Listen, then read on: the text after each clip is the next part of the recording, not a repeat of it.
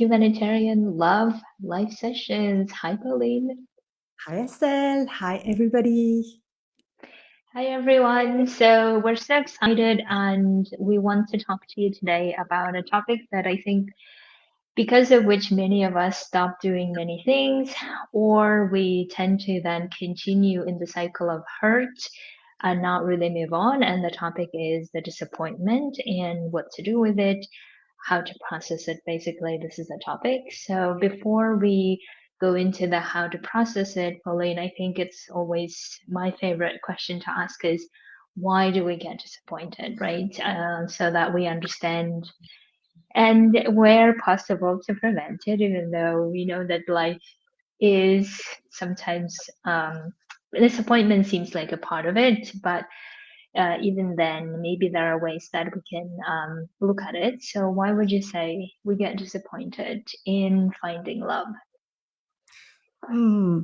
Well, I think it's a good question to start this way because it's to take it a bit seriously that we Yeah. are disappointed. We can think of being disappointed in terms of ego, like we have expectations, we want something to happen, and it's not working out according to what we wanted. Yeah. But we can also look at it from the point of view from the heart.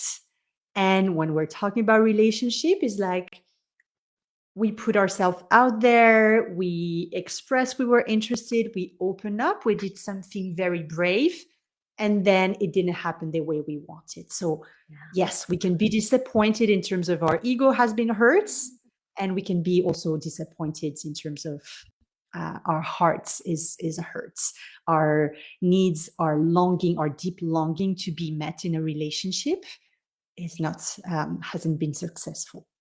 So yes, it makes a lot of sense. I think it's important to start with that. Yes, exactly. And I also wanted to say that expect it to happen. I think this is one of the maybe biggest lessons that I learned in my own life is that, instead of like always dodging and trying to avoid disappointment and not really getting what we want, rather expect that it might be part of it and sometimes it might be in the price of it. And it's for us to know that even if we do experience it, we also know what to do with it if we allow ourselves to explore that, right? So that's why I love that how you said that it's a matter of expectation and it's also the matter of how we in general deal with emotions, especially very heavy emotions that we experience. So that's a great way to start. And then the other question, I guess, is then when we are disappointed, and then I think oftentimes how we interpret it is as to say, okay, it's not going to work. I never will do this XYZ, or it's not for me, right? This is, I think, how often we interpret it, and also understandable why we do it, because obviously we want to protect ourselves, we want to be healing and recovering, right? But also, I would love, Pauline, for us to share with our viewers as to how else could you look at it, right? What are the other ways to look at disappointment instead of like black and white, this is it, I'm stopping. Yes, yes. Before going into the like, there's several points that I can Mm-hmm. share about how to deal with disappointment and even heartbreak. I think we can separate. We Yeah. can add some more points for heartbreak, but just in a few words to say how dealing with disappointment or heartbreak in a way that is not helpful for you, just in a few words, would be to hold on, like hold on to the story, Yeah. stay attached, stay in your minds and making stories about what does it making it mean about you, like interpreting it, making it mean something about you, about your chances to be in a relationship, about being you being enough or too much or anything. Like this is really the main issue in dealing with disappointment or heartbreak, is when you stay into your heads, when you don't really process the emotion and you Yeah. stay in those cycles, or you're going to try to get that person back and try to think like, oh, how can I get them back? So yes, it's a lot of spinning in the mind, kind of out of control, holding on. And That way, it's going to take a lot of your energy, a lot of your time. It's not going to be feeling good, and it's going to take longer to move through it, and it's going to build more resistance, and it's going to take longer for you to, you know, overcome it, heal it, and then move on and move to the next person. So this, I just wanted to share. This is like the way that is not helping you, that maybe you are doing, and now we can share more tips on how to do this in a way that is, you know, healthier or more supportful, more supporting. Yes, that you don't lose as much energy into it. Yes, exactly. And also, I wanted to, I was reflecting on this with my own experience, and I think one of the reasons why a lot of my disappointments took long is because I didn't get all the things out, meaning I was like trying, I think, so focused on, like you were saying, on the other person or like how to get it or how to restore, how to whatever, right? We often get like into the fixing mode, Uh-huh. or we get into the fixing mode of ourselves Mm. of like, okay, something is wrong with me and no one is going to do, no one's going to like me, or this is how it is, or whatever the thing that we tell ourselves the story. And this is exactly what I was doing as well, is I was either like when the disappointment happened, I was always either in the fixing, the rescuing the relationship or something, the potential that maybe wasn't even a potential, but I was trying to make it a potential and doing something about it, or I was trying to fix myself in whatever way so I can be then liked, or the other extreme, like I said, that like giving up on everything, right? So that's those are all the things that I think will prolong things, because essentially what we're saying to our brains is that, okay, it's existentially either this or that. And then we tell ourselves the story of, and all of that is not going to work, and why bother? And I think that's what we really would love to advocate, not to do that and not to generalize, and also not to like make it so dramatic, I guess, is also another way of looking at it, right? Yes. So, and whenever we dramatize it so much, meaning that in the when I know that I'm dramatizing is when I'm not feeling it, basically, and I'm trying to keep it everything in my head as to like overanalyzing, rather than it could have been just easier to just let it feel and have everything like, okay, here I am, here is the disappointment, it feels shitty, and I'm here. I think Yeah. this is what we'll be talking about as to how to process it, but at least this is how we could start, right? So, how would you say in terms of processing? Yeah, just wanted to reflect on what you share, and I think it's so good because it highlights our typical, you know, by default way of Yeah, doing. That is a way to protect, you know. That is the way of like, let me be in control, let me be in my yeah, mind, let me fix this, let yeah, me find a solution because it is a problem. yeah. Versus, okay, yes, it feels shitty, and I'm just going to allow myself to feel shitty for a bit. And in this way, actually, it's going to move much more than trying to fight it, question it, Yeah, and all of this. So excellence, yes, that you mentioned this. So, exactly. okay, first point to process it is to normalize your experience. Because I've been dealing with a lot of women who were either disappointed or more than disappointed, like heartbroken from a relationship, Mm, and spend a lot of energy beating themselves up for feeling this way. yeah. Like maybe the relationship was long, in that case, okay, but sometimes the relationship was short, you know, the dating was short, or the person with them was not so good, nice with them. So Mm, they are using this against them, like, oh, he was not nice with me, so I should not beat myself up. Oh, it didn't last long, so I should. Why am I feeling so sad? I should not be feeling. So whenever there's the mm, shoot, like, you should watch out. And I want to bring that again. You were very brave in putting yourself out there. You did something, you opened your heart, right? So maybe it was a long time you didn't do so. Maybe you really like the person. So just remember, I think what is good there to normalize your experience is to remember why you did that in the first place. Remember yeah. that you are human with a big longing for love, like we all are, and you dare to follow that. And so it is normal that you are aching. It is normal that you're disappointed, that you're frustrated, that you're sad. already, being with that is gonna, save you some time from fighting, refusing what is, refusing Yeah. your current experience. So that is number one, normalizing your experience. Yeah. Exactly. So, and I love that the word allowing, I think, is key for me in my own experience oftentimes. And whenever my brain starts telling me, oh, it could have gone this way, it should have gone this way, or right, like trying to like resist maybe also, right? Resist and wishing things to be different than it is actually when I also feel like I'm not really allowing all the emotions to come, meaning I'm trying to like as if I'm trying to push away all the negative things, negative emotions in my head, negative emotions in order to avoid it or like in order to as not to feel them and reason my way out, right? This is, I Mhm. think, how we think is the best solution, basically.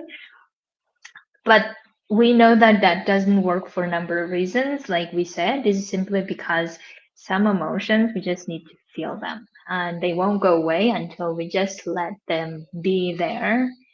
And Yeah. therefore, that's actually the counterintuitive way is the fastest way to recovery.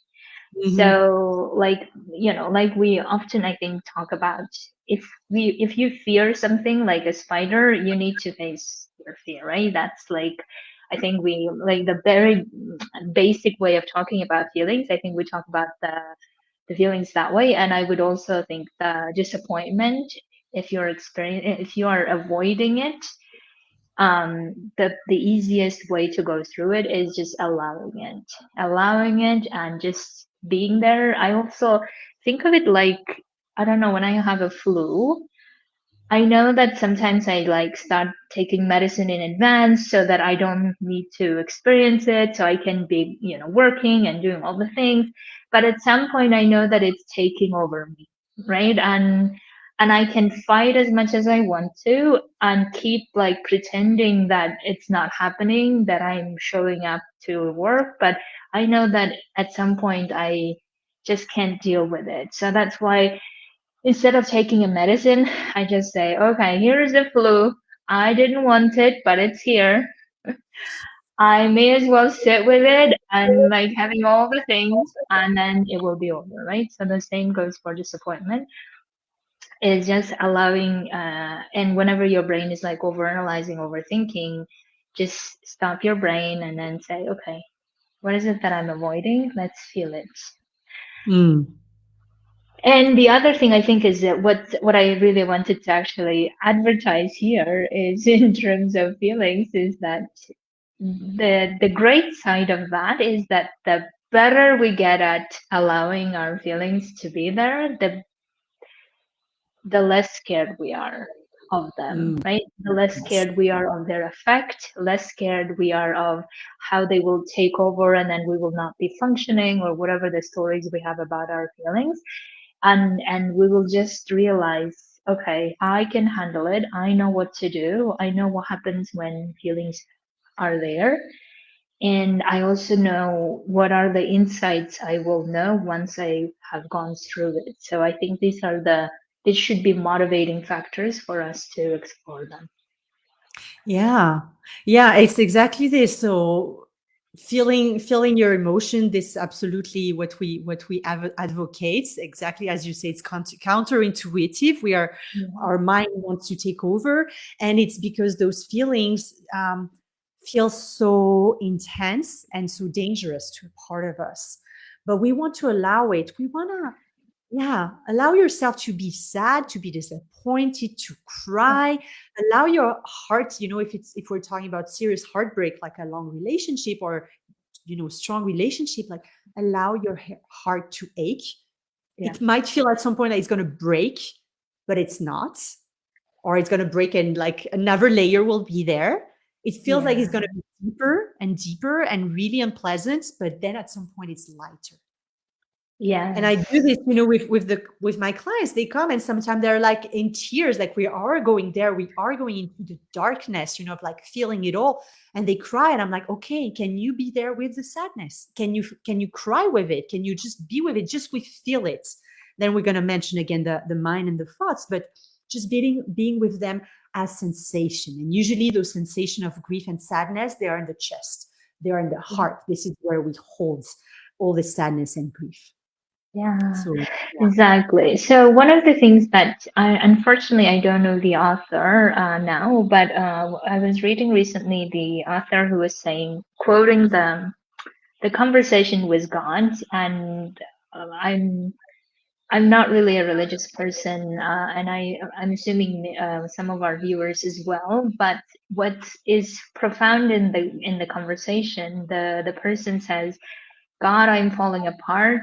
Please help me put myself back together. And the response from God is, well, you are supposed to fall apart. So then you can decide which pieces to take with you, right? mm, And I love that conversation from the perspective of we always think in terms of like we're as if like a fragile beings that we're falling apart and then we need to get ourselves somehow back together, like I don't know, like a glass or something. I think this is the analogy that maybe many of us have, but instead of looking at it as what if we're like, I don't know, the strongest tree that you can imagine. I always imagine it this way is like strongest tree that is now growing even further and getting even more like roots in the ground.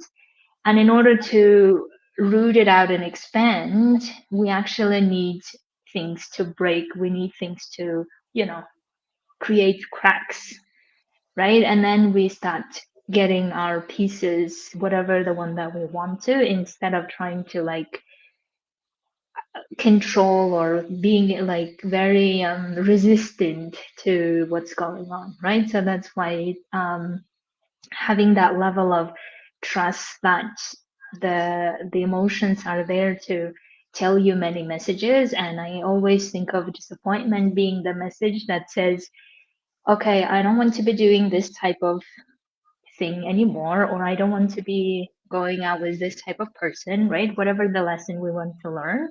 And disappointment is so strong so that we learn the lesson and never forget it. This is how I always interpret it. And therefore we know what to do and what to do next time. So that's why the intensity is supposed to be there in order for us to really show the message of, okay, this is not for you, or this is not how you are, and therefore you are wanting another person, for instance, who treats you well, and therefore this is not your person, right? Or some other message or lesson that you could be learning from this experience that will be unforgettable. And in order to learn the lessons, I think we need to go through those heavy or intense emotions. Yeah. yeah, yes, this is, we need to remember that it is part of life. Like we would want life to be all love and light, as some yogis Yeah. say, or how to say, roses and butterfly. But Yeah. yes, it's part of the experience.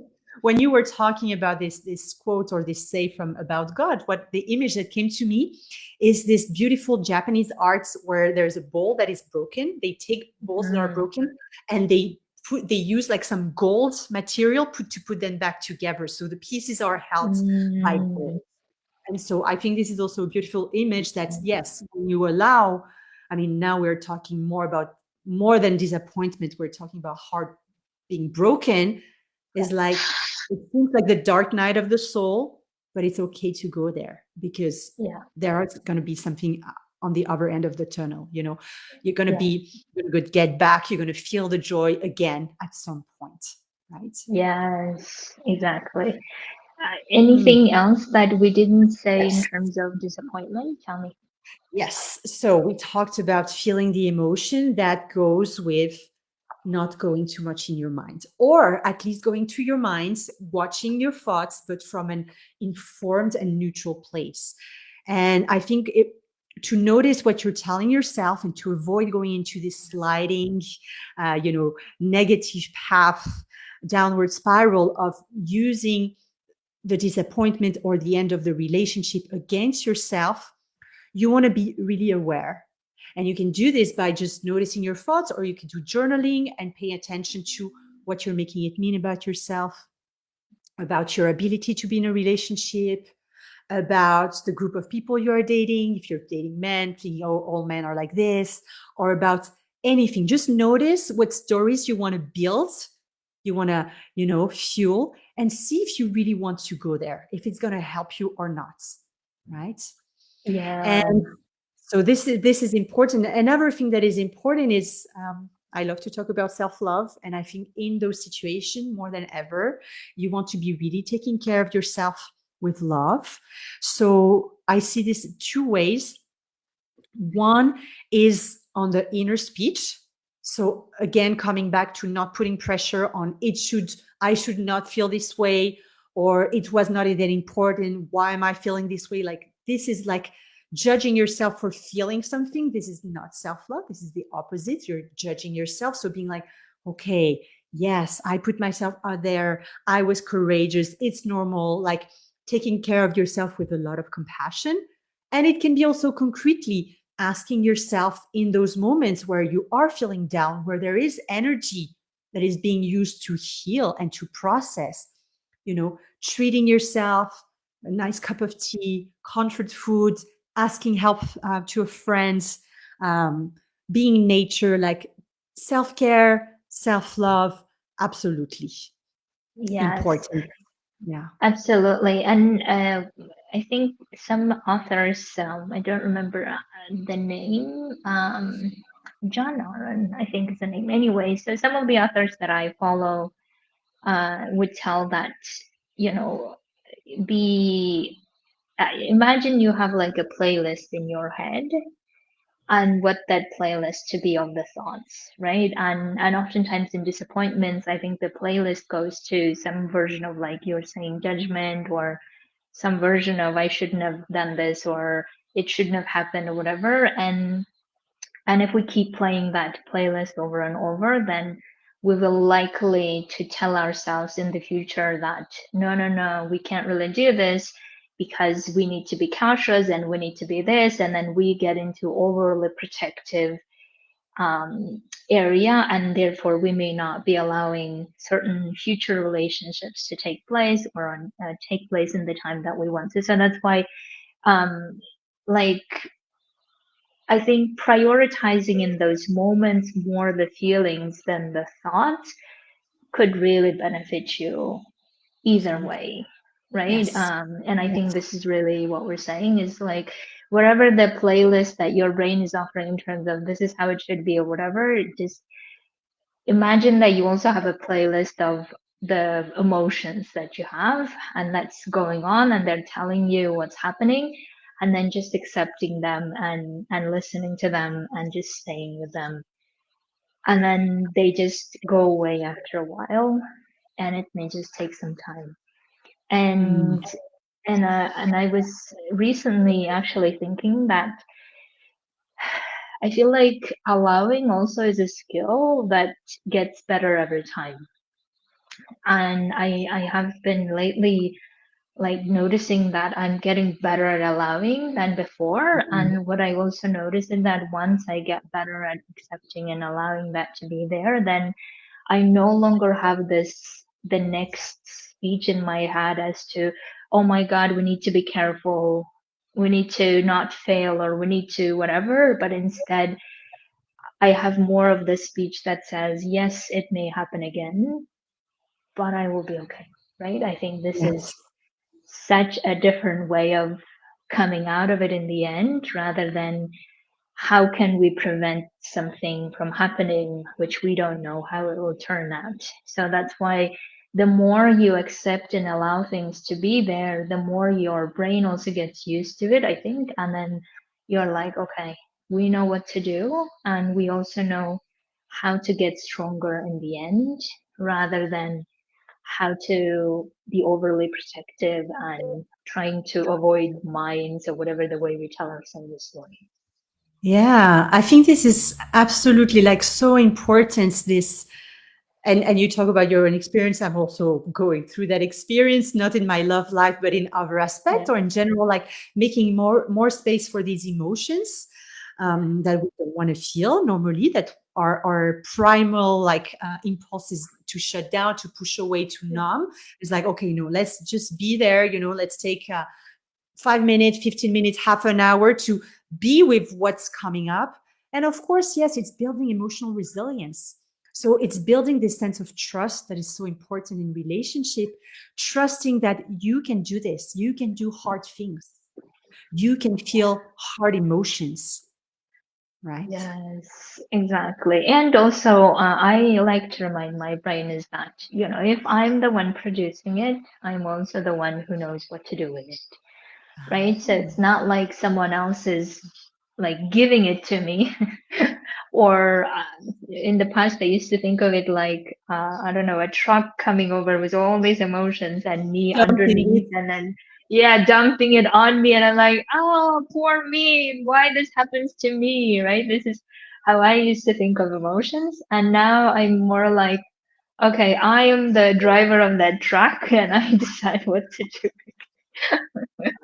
So whichever the way that you can think of it, I like to be very visual, but I think what is really important for us to realize that, all the tools that we have within that are built-in tools, they are there to process, they're there to help us go through it, uh, and also give us the wisdom afterwards. And and we just need to take time to get to that wisdom, and that will come. And that will also come in the way that is very, very clear, very calm, very like grounding way of hearing the messages of, okay, of having the conclusions afterwards, right? Having the conclusion of, okay, this is what I have gone through. I'm still taking care of myself, but I also have done a lot of great work of listening to all the emotions that wanted to tell me something in this process, and they did. And now I can move on to doing what I want to do. So, Yeah. Yeah. Beautiful. I would add two things to mhm. what to process the disappointment. Um, Once you've gone through the emotional process, you can take time to reflect on what was the lesson, what you learned there, because we can see life as a teacher. That every moment, especially the hard one, are here to teach us something. So maybe it's about teaching you to feel your emotions. Maybe it's teaching you to be clearer in who you're picking. Maybe the person that you were with taught you, like, brought alive, awaken a part of you that you were missing. And you're like, okay, maybe this is important in my life. What did you learn about yourself, about being in the relationship and choosing the person, but also about dealing with the breakup, with the disappointment? So yes, once the emotional charge is being processed, look at the lessons, be curious, because you mentioned the word wisdom. Is like, yes, what piece of wisdom you can take on for. And then finally, when you've done all that, when you allow yourself to be where you are, when you feel the emotion, when you see where you could go into the stories, but hold yourself back, when you look at the lesson, you come out as a different person, and it feels lighter. And then, yes, you can move on this journey and put yourself back out there again. This is what Yeah, we hope for you. When you process this more and more, it becomes easier. It doesn't have to be that heavy when you're not fighting the situation, when you're allowing. I think this is the word of today's talk, right? Allowing is the good one. exactly. And also, I think one of the other indicators that you could look for when you have processed is that you will no longer be attached to one negative story. I think that's very important. And you will see that the story that you want to take from that does not have to be the story of something bad, right? It will likely to be the story of something that you've learned and then you're ready to move on. And that's also where we are more likely to let go of the person, let go of the experiences rather than attaching to it or not liking them or whatever the thing that we often tend to do. So these are the indicators that you can look for to see, okay, this might be the time that I have processed. I have peace with it. I have my lessons with myself, with me, right? And I also have my story of how I come out of it in the way that I want to, rather than feeling like it was not supposed to happen story. Mhm. So with this, I guess we want to wrap up. Is there anything else, Pauline, that we No, missed? Or that's good. Perfect. okay. Great. So we're so happy that you are watching us. Yeah, you're doing hopefully some of the things that we're telling. You let us know how things are going, and if anything that you would like us to cover, we would be happy to hear from you. Or if you want to get coaching, we're happy to do that as well. And until then, we wish you an amazing week. Bye, Asel. Bye, everyone. Have a good week. Yes, have a good week.